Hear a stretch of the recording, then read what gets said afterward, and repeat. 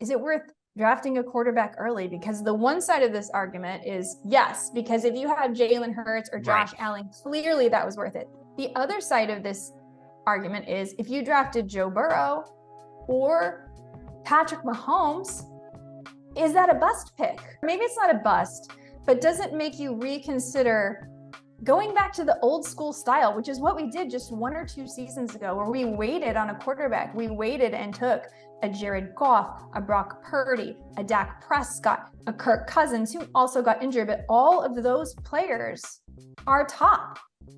Dak Prescott has more points than Patrick Mahomes. CJ Stroud has more fantasy points than Patrick Mahomes. Should we just wait?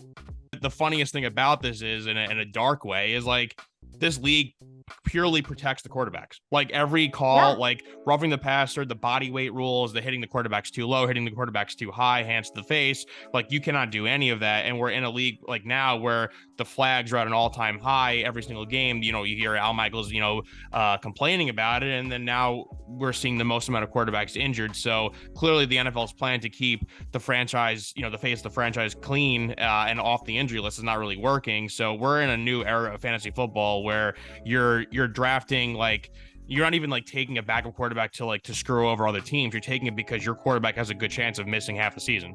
Yes, you are, because your quarterback does have a chance of missing half the season. I think that the leagues I did the best in were when I took someone like Jalen Hurts or Josh Allen, and then I took like a Russ Wilson or a Dak Prescott later. Right. I think those are like really good pairs. And I think you have to start thinking about, like we talked about last week, drafting the handcuff, getting those pairs. I mean, we'll look at it in the off season. We'll break it all down. We'll let it shake out, but it definitely has been interesting.